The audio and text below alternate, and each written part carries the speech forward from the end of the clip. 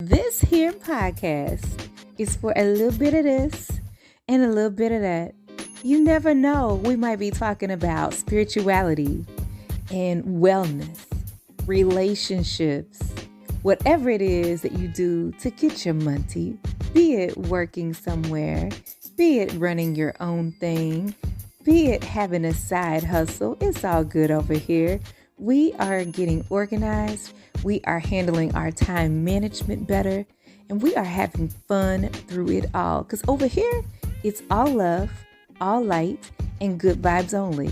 So, if you are interested in living, laughing, and learning, growing and glowing, drinking your water, and minding your own business, this is the perfect place for you. Hi, I'm Tiff, and welcome.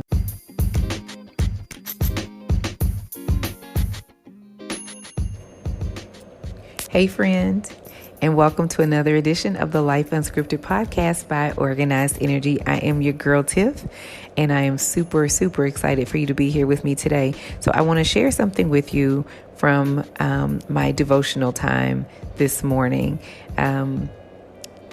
I had already recorded content for this podcast this week, and I had not planned on doing anything else with this, but I feel like I needed to share this, so I'm going to share this. I'm going to be what I believe to be is being obedient.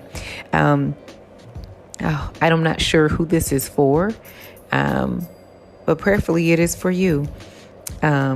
It's for somebody, that's for sure. And so I just want to get into it. I hope that you've been blessed, and I hope that you've been just smiling today. I hope that you're in an amazing space in your life. And so I just want to say that too as I greet you. But I want to read and share what I have read from the New Century Version of the Bible.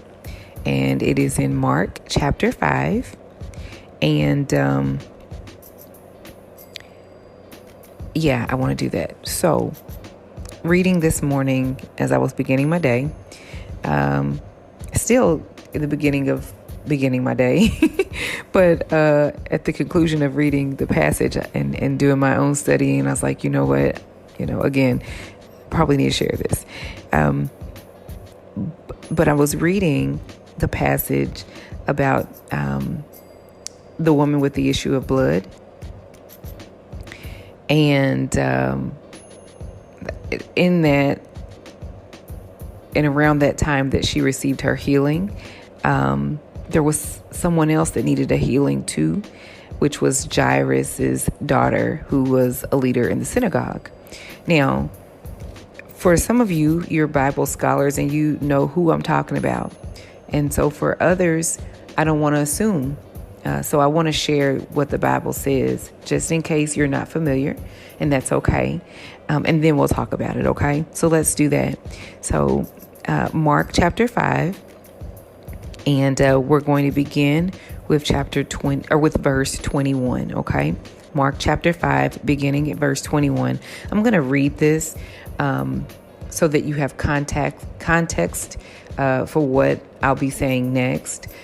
Because again, I don't want to assume that anyone knows or is familiar, and preferably you are, but I just want to, just for those who may not be, okay? So let's do this first. All right, beginning with verse 21, again from the New Century Version of the Bible, it reads as follows. When Jesus went in the boat back to the other side of the lake, a large crowd gathered around him there. A leader of the synagogue named Jairus came there, saw Jesus, and fell at his feet. He begged Jesus, saying again and again, "My daughter is dying. Please come and put your hands on her so she will be healed and will live." So Jesus went with him. A large crowd followed Jesus and pushed very close around him. Among them was a woman who had been bleeding for 12 years. She had suffered very much from many doctors and had spent all the money she had, but instead of improving, she was getting worse. When the woman heard about Jesus, she came up behind him in the crowd and touched his coat. She thought, "If I can just touch his clothes, I will be healed." Instantly, her bleeding stopped. She felt in her body that she was healed from her disease. At once, Jesus felt power go out from him. So he turned around in the crowd and asked, "Who touched my clothes?" His followers said, "Look at how many people are pushing against you. And you ask, 'Who touched me?'" But Jesus continued looking around to see who had touched him. The woman, knowing that she was healed, came and fell at Jesus' feet. Shaking with fear, she told him the whole truth. Jesus said to her, "Dear woman, you are made well because you believed. Go in peace. Be healed of your disease."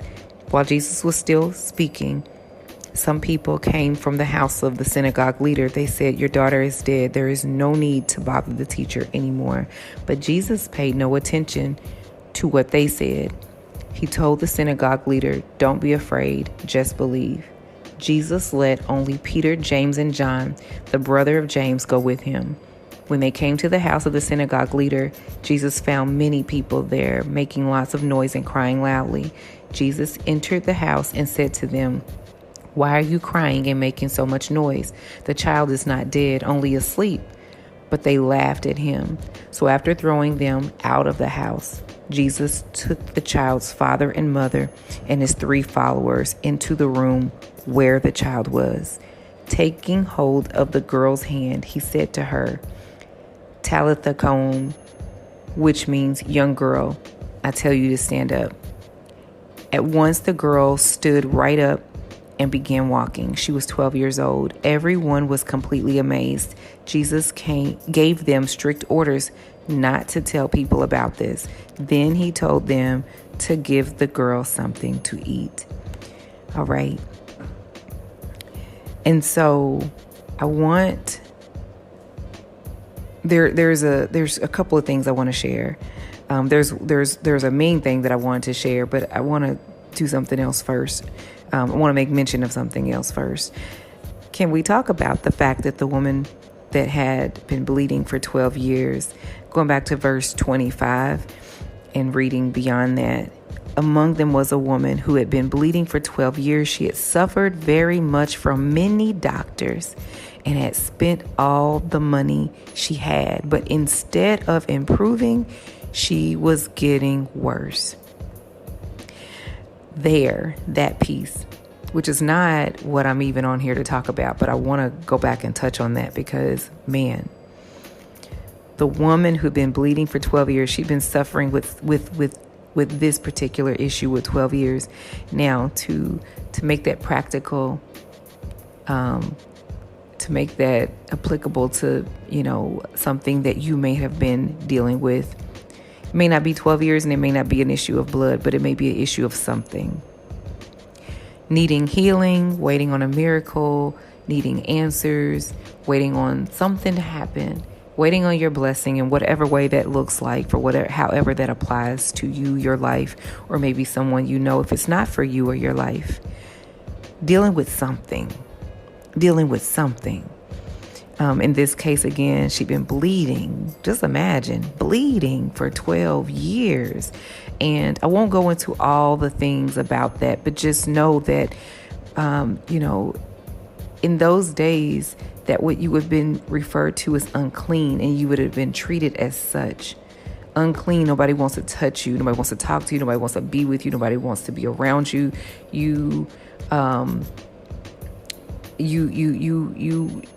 There was a thing going on with you, and so you were cast aside because of that thing. And so it meant a lot for a person to be going through this, and for 12 years, my gosh, okay.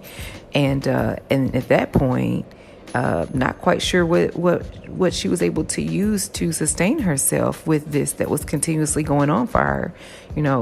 We have feminine products these days. I don't know what that might have looked like in Bible times, but 12 years of bleeding, my gosh, okay?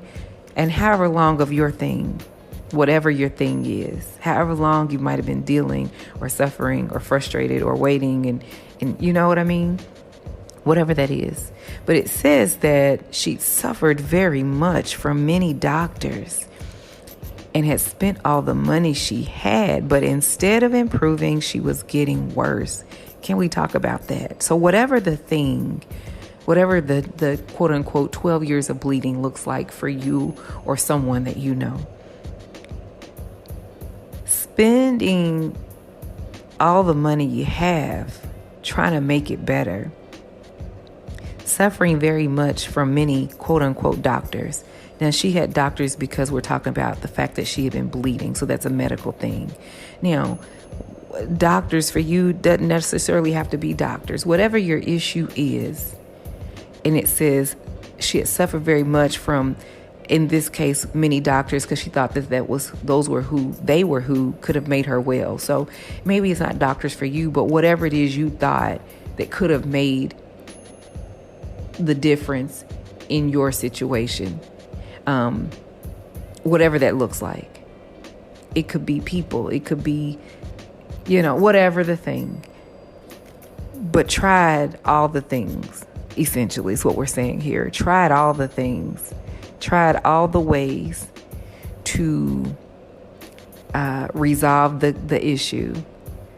Tried all the things trying to get better. Trying to get your blessing, your miracle.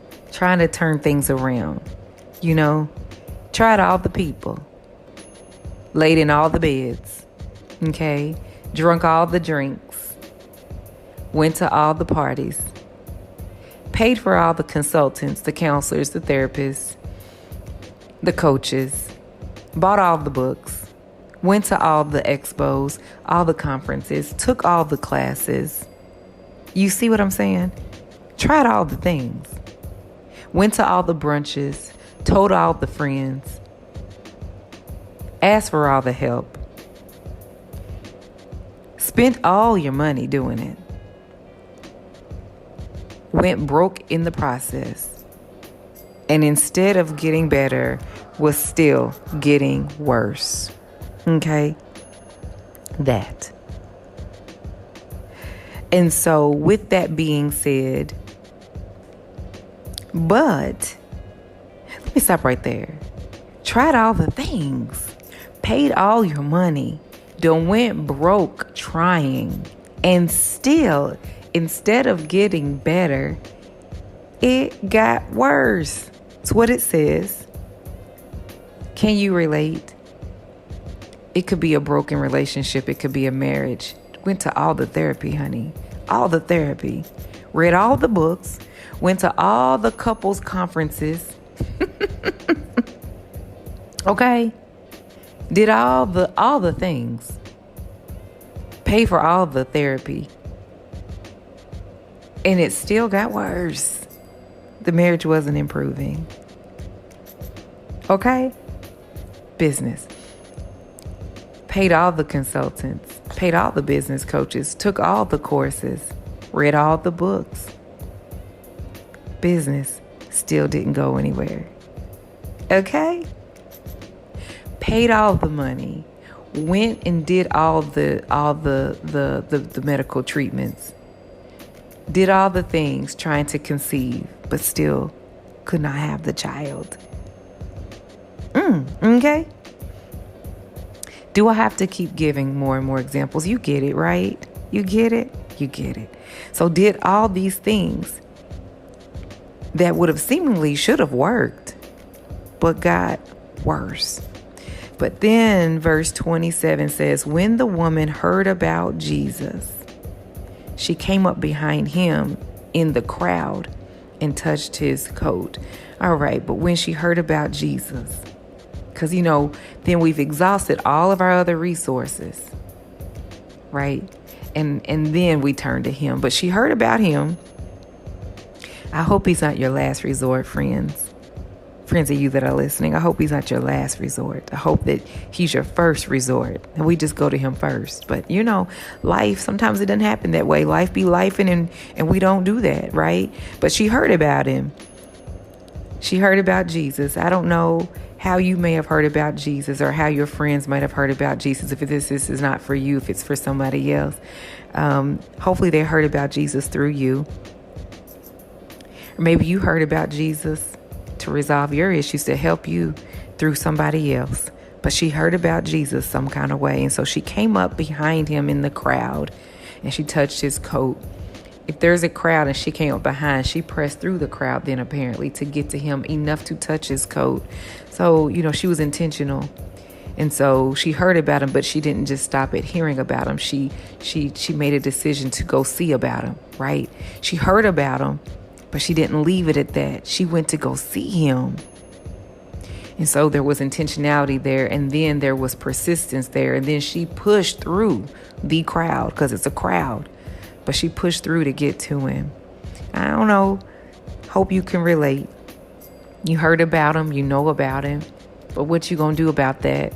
So you're just gonna leave it at hearing about it. You're gonna go see about him, and not just see, but push through, press through. And what does that pressing through look like to you? Are you just going to stand on the outskirts of the crowd, or just be amongst those in the crowd? Or are you going to push through to get to the hem of his garment? Whatever pushing through looks like for you. Push through, meaning getting up early to meet him in the morning, to open up his word and to sup with him, to listen out for him, to commune with him, to pray with him or to him, to sit and just listen, sit in silence and hear what you can hear. Pressing, pressing. And so she pressed just to get to the hem of his garment. If she could just touch that, she believed that she could be made well. She tried everything. Maybe you tried everything. And so why not try this? And so she touched him. And it says in verse 28, she thought, if I can just touch his clothes, I will be healed. Man, her faith, because, there's another part in the Bible that tells us that it's impossible. Without faith, it's impossible to please God. And so she said, if I can just touch his clothes, I will be healed. That's powerful.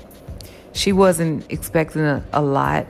She didn't ask if he would look at me, if he would touch me, if he would say something, if he would, because she know that he's powerful if he did it, But she's like, if I could just touch the hems of his clothes, like I ain't even got to bother him. If I can just touch him in this crowd, he ain't got to say nothing to me. He ain't got to look at me. If I can just touch his hem, not really bother him too much, won't make a lot of trouble, won't cause a big stir. If I can just touch his hem, I'll be all right. Man, that's some faith. And so it says that she touched him and she thought, if I can touch his hem, that I'd be healed. And it says in verse 29, instantly her bleeding stopped. And she felt in her body that she was healed. And I believe the difference in her touching and pressing, because it makes mention that there was many people that was touching and pressing. But the difference with her was, it says she believed. The Bible says without faith, it's impossible to please God. So while many others were pressing and touching, because it might have been all the rage to do, the thing to do is what the crowd was doing, right? And people do what the crowd is doing. And so, they might have been pressing and they might have been, whatever. But the difference for her was that she believed. She had faith. So she pressed, she got there. She heard about him. She got down there. She pressed through. She touched his hem and she believed. She believed. And so there's that piece. And that was the pivotal piece for her, I believe, in her receiving her miracle. But let's not forget that there was somebody else waiting for a miracle. And that's the whole reason why I started this recording, was for this. The Jairus' daughter was dying, he said. And so that was kind of urgent. Would you not agree? And so it was important for Jairus, this leader of the synagogue, one of the leaders of the synagogue, that Jesus make it to his house to see about his daughter and his needs and her need. And so in the midst of Jesus being on the way to his house to bless him and touch his daughter and save her life, somebody else popped up needing a miracle, which is this woman with the issue of blood. Honestly, it was probably many in the crowd. They all needed something. We all need something from him, right? And so, but in the midst of Jairus' daughter needing her miracle, Jairus just like, come on, master, if you come to my house and just touch her. I know she'll be made well. He's depending on Jesus to come on and get to his house so that this urgent thing can be resolved. His daughter was dying. And so in the midst of that, here goes somebody else popping up needing something. Them needing something. And she got her, and the woman with the issue of blood, and she got her miracle. But Jairus was there first. He asked for Jesus to come to his house and heal his daughter. And here goes somebody jumping the line and got their miracle too. And can you relate? Was you there first? Do you feel like you was first in the line, but somebody else got theirs? Somebody jumped up, cut the line, and got their miracle. And here you are still waiting. But you were there first. And you have to see that they are getting blessed. They're being blessed in whatever way that looks like for them. And you're still waiting patiently in the line. And feel like you was waiting first in the line. Whatever that is. It could be relationship. You were waiting first for your husband or your wife. You were waiting first to be able to have your child, your children. You were waiting first for your marriage to be saved. You were already in line before somebody popped up needing something. You were in line waiting on your job, your career, your education, your health, your wealth, your business to be made all right. Your shelter, your transportation, your whatever your need. You were there waiting for that. And here goes somebody popping up with their issue of blood, and we thank God for Sis's deliverance and her healing. We're not mad at Sis at all. It's not about that. But we're saying, but what about you? Because you were there and you've been praying and you've been waiting for your miracle.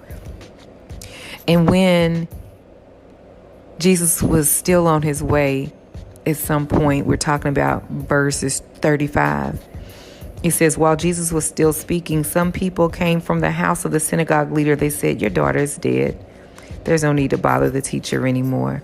So it looked like it was too late. He blessed somebody else. And now the person that was there first that asked, could you come over here to my house? Just never mind now. It's too late. But it was too late for who? It's not too late for you and your blessing. It's not too late for your miracle. It's not too late for your marriage to be healed. And it's not too late for your finances to be in order. It's not too late for your romances to be taken care of. It's not too late for whatever it is, your career, your business, your education, your health, whatever the thing. It looked like, never mind now. Don't bother the teacher. It's too late now. The issue is dead now. It's too late now. Not so. Because in verse 36 it says, but Jesus paid no attention to what they said. He told the synagogue leader, do not be afraid, just believe. Because that's how it is that we please him, right? We just said that without faith, it's impossible to please God. And we see evidence of the fruit of belief, of faith. Because we see that Sis with the issue of blood, she was healed, it says, because her faith. Jesus said to her, you are made well because you believed. Go in peace, be healed of your disease. That was in verse 34. So over here in 36, he's again talking about belief because they said, just don't worry about it. It's too late. The girl's dead. But Jesus said in verse 36, it said, but Jesus paid no attention to what they said. He told the synagogue leader, don't be afraid, just believe. Don't listen to what they said, just believe. Don't let that affect you, just believe. And so this is an amazing setup for a miracle because it looked like it was too late. Just like with the lady with the issue of blood, it looked like her issue was so far gone. 12 years? 12 years of bleeding. That's a long time. That look like it ain't never going to get fixed. Because 12 years of bleeding, 12 years of being single, 12 years of dealing with a marriage that is less than stellar, 12 years of being broke, 12 years of your business not prospering, 12 years of your career not growing, 12 years of your romances, your finances, your relationships being all tore up, 12 years of whatever the thing that's too far gone it might look like, might seem like, might feel like, but it's not so. Because even though she had seemed like 12 years was a long time, it was not too long for Jesus. And she still received her healing. And so even death, the Jairus' daughter dead, but that still was not too far gone. Jesus was still able to work a miracle in that. So he said, don't be afraid, just believe. And so verse 37, Jesus let only Peter, James, and John, the brother of James, go with him. He had 12 disciples, but he only let 3 go with him.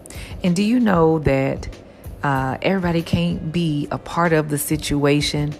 You know, have you ever had, you had this dream, you had this passion, you had this idea, you had this issue, you had this whatever, and then, you try to tell the wrong people, and then they breathed a little nastiness, little negativity on the situation, and to where you're like, you know what? Why did I even tell them? Why did I even mention to them? Why did I even share with them what the issue is? Because you know what? That. And so Jesus only let 3 come with him. Peter, James, and John, the brother of James, go with him. Because everybody don't need to know. Everybody cannot go. Okay? Because you need some folk who are going to be believing and having some strong faith for you. Speaking words of encouragement, not words of despair and doom and gloom, right? Okay, just saying, there's a point right there. Don't miss it.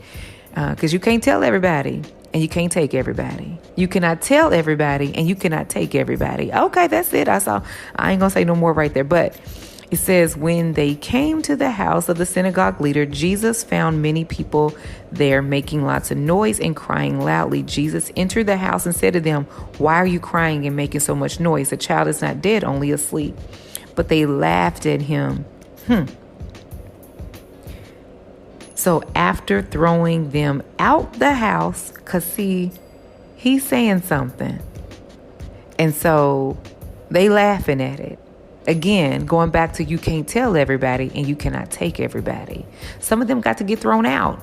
You see what I'm saying? You told your dream to somebody and they laughed at you. You told your issue to somebody and they laughed at you. You confided in them about the thing you're dealing with, and they, had their smirks, their laughter, their whatever. You don't need that type of energy, right? You don't need that around you. So it says in verse 40, but they laughed at him. So after throwing them out of the house, okay, yeah, some people need to be thrown out. Some people need to be thrown out the house, thrown out the circle, thrown out the group text, thrown out of the memo, because that type of energy you don't need, right? Okay, that's it. That's all I'm saying. But it says that Jesus took the child's father and mother and his 3 followers into the room where the child was, and he told her to stand up, and she stood up and she began walking, and everybody was amazed and all the things, right? But I want to say to you that it may look like everyone else's miracle, everyone else's blessing, everyone else's deliverance, everyone else's healing, everyone else's whatever, again, finances, romances, whatever. They've gotten it. They've received theirs. They've received their portion. But the song, the old song says, "While on others thou art calling, please don't pass me by." And so, yeah, he's not going to pass you by. Okay. You might feel like somebody jumped the line, but there's a miracle that's still waiting for you, and you will receive it if you have the faith to receive it. And all he asks for is faith the size of a mustard seed. Okay? So we're pressing and we're praying and we're believing. We're kicking some folk out because we can't tell everybody and we can't take everybody. And we are preparing for the miracle that God has prepared for us. And we are believing that we're going to receive that thing. It's not too late. Your issue's not too far gone. You have not gotten too old. You don't have to think about, well, I'm X age, whatever this is, and so just never mind now. Waited so long, just forget it now. No. We're not going to have any of that kind of talk. We're going to believe it no matter what age and no matter what stage of the situation. Okay? And that's really all I came to share with you today, is that it does not matter who jumped the line, who's been blessed, who got their miracle. It's not too late for you to still get yours. All right, we're going to end it right there. I hope that blessed you. It blessed me. And I'm praying for you. And there's that. So I love you. If you want to stay alerted and stay in the know for when new content is created, when new opportunities are there, and all the things, just join my community, join my mailing list. Go to organizedenergy.co/alerts. That's with an S at the end. organizedenergy.co/alerts. That has an S at the end of that. If this was for you, if you can relate to this message from today, that y'all know, if you've been listening for any amount of time, you know, I don't usually do Bible studies here on this platform, not because I'm opposed to it. It's just that, I don't know, I hadn't been led to do so. But this one, I felt like I needed to share. And so it's slightly different than the other episodes in that, you know, I'm typically talking about business or relationships, just things in life. And so this one's a little different, but I feel like I'm being obedient, and I wanted to share this with you guys. And so I hope that this blesses you. And if not you, perhaps you know someone that it will bless. And so if you would, send it their way, share it with them. Because you never know the difference it can make in their life, okay? And if you are a believer, pray with them, not just for them, but with them, for whatever it is that they are experiencing and waiting on God to bless them or deliver them from or bless them with, or whatever that looks like, okay?